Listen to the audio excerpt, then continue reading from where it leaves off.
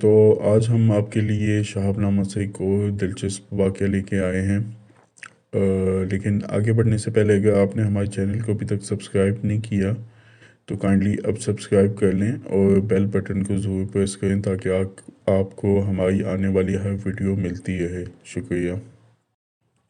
قدرت اللہ شہاب صاحب لکھتے ہیں کہ ایک دفعہ میں ایک طویل دورے سے واپس آ رہا تھا تو ایک پرفضا مقام پہ ڈسٹرکٹ بورڈ کا ڈاک بنگلہ نظر آیا۔ ان کا جی چاہا کہ گھنٹہ دو گھنٹہ یہاں پہ قیام کیا جائے۔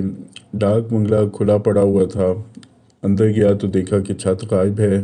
پہلے خیال آیا کہ شاید یہ اوپن ایئر تھیٹر کی طرح اوپن ایئر ڈاک بنگلہ ہو، لیکن چوکیدار نے بڑی خندہ پیشانی سے وضاحت کی کہ دراصل یہ 1950 کے سیلاب کا نتیجہ ہے۔ میں نے پوچھا کہ بھائی سیلاب تو زمین پہ آیا تھا لیکن چھت آسمان سے کیوں گر پڑی؟ چوکیدار نے سادہ روی سے جواب دیا کہ صاحب اس میں بھی اللہ کی کوئی حکمت ہوگی۔ ماشاء اللہ کیا بات ہے۔ تو اس ڈاک بنگلہ میں چینی کی چند پرچ پیالیاں اور کچھ رکابیاں بھی موجود تھیں۔ ان سب کی پشت پر انگریزی میں درج تھا جانسن جانسن لندن 1954۔ چینی کے بنے ہوئے یہ ضرور 100 برس پرانے تھے، لیکن ہماری تعمیر کی ہوئی ڈاک بنگلہ کی چھت سیلاب کے ایک ہی ریلے سے بہہ کر گر گئی تھی۔ واہ ماشاء اللہ۔ ان کو تو ویسے چاہیے تھا کہ آج کل جو روڈز بنتی ہیں وہ تو ایک ہی بارش سے بہہ جاتی ہیں، تو یہ بھی شاید اسی کائنڈ کا کوئی ڈاک بنگلہ تھا۔ ڈاک بنگلے کی رعایت سے مجھے ڈسٹرکٹ بورڈ کی ایک ڈسپنسری یاد آ گئی جو ایک نہایت دور افتاد گاؤں میں واقع ہے۔ تو بغیر اطلاع دیے دور دراز دیہات میں اکیلے گھومنے کا مجھے بے حد شوق ہے۔ اس طرح ایک انسان کی آنکھ ان نظاروں کا مشاہدہ کرتی ہے جو ڈپٹی کمشنر کی آنکھ کو نصیب نہیں ہوتا۔ ان دو آنکھوں میں بڑا عجیب و غریب فرق ہے۔ انسان کی آنکھ سب کچھ دیکھتی ہے اور ڈپٹی کمشنر کی آنکھ فقط ان نظاروں کا مشاہدہ کرتی ہے جو عام انسان کی آنکھ کو نصیب نہیں ہوتا۔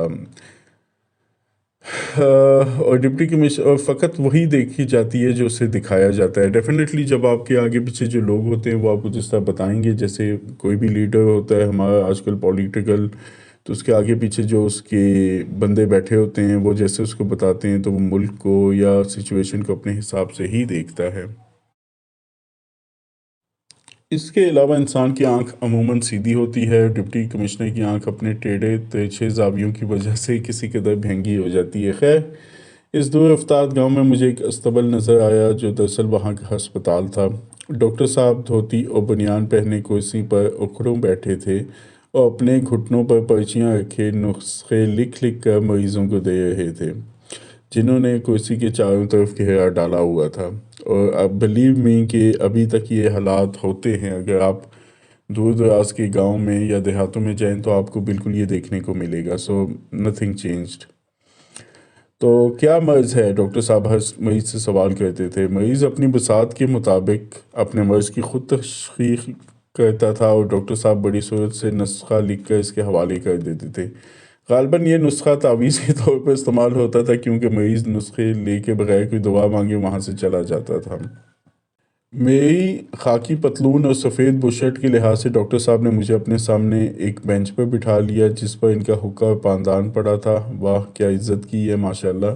انہوں نے کئی بار مجھے دوسرے مریضوں پر ترجیح دینے کی کوشش کی ہے، جیسا ہم کرتے ہیں کہ کوئی اچھے گیٹ اپ میں آ جائے تو ہم اس کو پریورٹی دیتے ہیں دوسرے بندوں سے، لیکن میں نے جواب دیا کہ میری تکلیف ذرا پیچیدہ قسم کی ہے، اس لیے میں سب سے آخر میں اپنا حال بیان کروں گا۔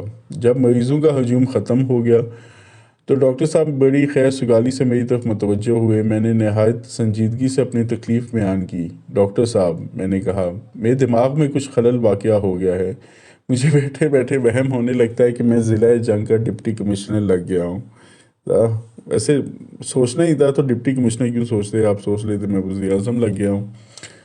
ڈاکٹر صاحب نے بڑی پھرتی سے اپنی ٹانگیں کرسی سے نیچے اتار لی اور اینک کے خول کے اوپر سے مجھے بڑے غور سے دیکھا۔ جب انہیں اچھی طرح اطمینان ہو گیا کہ میری تراش خراش اور وضع قطع میں ڈپٹی کمشنر کی کوئی علامت موجود نہیں ہے تو وہ پھر کرسی پر اکھڑوں بیٹھ گئے اور ایک کاغذ گھٹنے پر رکھ کر غالباً نسخہ لکھنے میں مشغول ہو گئے۔ مجھے یقین ہے اگر وقت انہیں مہلت دیتا تو وہ میرے لیے بدہضمی کا علاج تجویز فرماتے، لیکن اس وقت گاؤں کے نمبردار نے وہاں آ کے میرے جنون کا راز فاش کر دیا۔ डॉक्टर साहब बेतहाशा भाग के अपने क्वार्टर में गए और कुछ देर के बाद बुनियान के ऊपर शेरवानी पहने और हाथ में स्टेथोस्कोप लेकर बरामद हुए, वही जो डॉक्टर हज़रात पकड़े होते हैं। अब उन्होंने खालिस अफसराना अंदाज में मेरी तशरीफ़ आवरी पर अपनी खुशनुदी का इजहार फरमाया और मुझे हस्पताल का मुआयना करने की दावत दी। मैंने भी बड़ी वज़ादारी से डिस्पेंसरी का मुआयना किया, जिसमें टंक्चर, आयोडीन, सोडा बाइकार्ब, एस्पिरिन और बड़ी बोतलों में कई दिन के बासी पानी के अलावा और कोई दवाई मौजूद न थी। डॉक्टर साहब ने फरमाया कि डिस्ट्रिक्ट बोर्ड में हस्पताल का बजट तो बाकायदगी के साथ साल के शुरू में मंजूर हो जाता है, लेकिन दवाइयों का स्टॉक अक्सर साल के आखिर में या बाद औक़ात अगले साल मौसूल होता है। ज़ाहिर भाई दवाइयों को क्या करना है, दवाइयाँ खा के कौन सा हमने ठीक हो जाना है। गलत आदत होनी है आवाम को। लेकिन दवाइयों का स्टॉक जो है वो लेट ही आता है, तो डॉक्टर साहब को यकीन था कि इस ताख़ीर का हस्पताल की हर दिल अजीज़ी और अफादियत पर हरगिज़ कोई बुरा असर नहीं पड़ता था, क्योंकि दवाइयाँ मौजूद हों ना हों मरीज़ बहरहाल आते ही रहते थे। और फिर डॉक्टर साहब ने अपने रजिस्टर के अदाद शुमार से मुझे खुशखबरी भी सुनाई कि मुतवत्तर कई बरस से मरीज़ों की तादाद में खातिर ख्वाह इजाफ़ा हो रहा है। अब इस पे बंदा हंसे या रोए, लेकिन चले उनकी तरफ से खुशखबरी थी।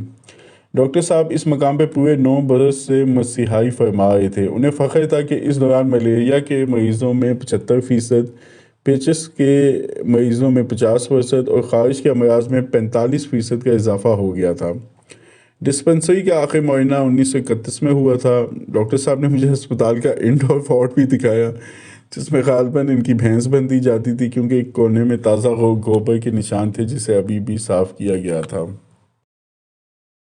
इस अज़ीमुल शान मुआयने के बाद डॉक्टर साहब ने मुझे विजिटर्स बुक पेश की कि इसमें मैं अपनी राय का इजहार करूँ। मैंने फिलबदी अर्ज़ की, दुनियाए तिब में यह हस्पताल संग मील की हैसियत रखता है। यहाँ पे दवाइयों की जगह नुस्खों से इलाज किया जाता है और मरीज़ों की तादाद रोज़ अफजों तरक्की पे है। हस्पताल में दाखिल होने वाले मरीज़ों के लिए भैंस के खालिस दूध का खातिर इंतज़ाम है, क्योंकि वार्ड में भैंस बांधने का भी अच्छा बंदोबस्त है। गोबर भी वक्त पर उठाया जाता है और मक्खियों के आमद व रफ्त पे कोई ख़ास पाबंदी हासिल नहीं है।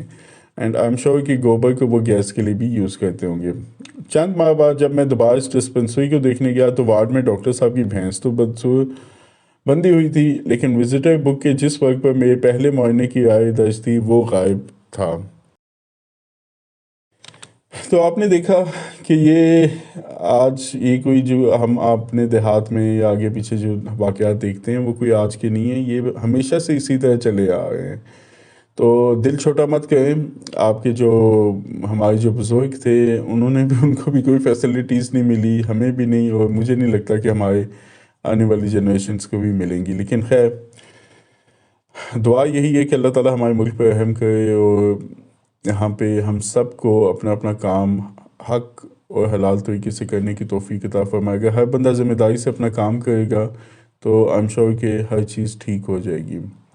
तो कैसी लगी आपको हमारी वीडियो? अगर आपको हमारी वीडियो पसंद आई हो तो लाजमी लाइक करें, शेयर करें और कमेंट बॉक्स में अपनी राय का इजहार ज़रूर किया करें। तो मिलते हैं आपको अगली वीडियो तक, तब तक सब अपना ख्याल रखें।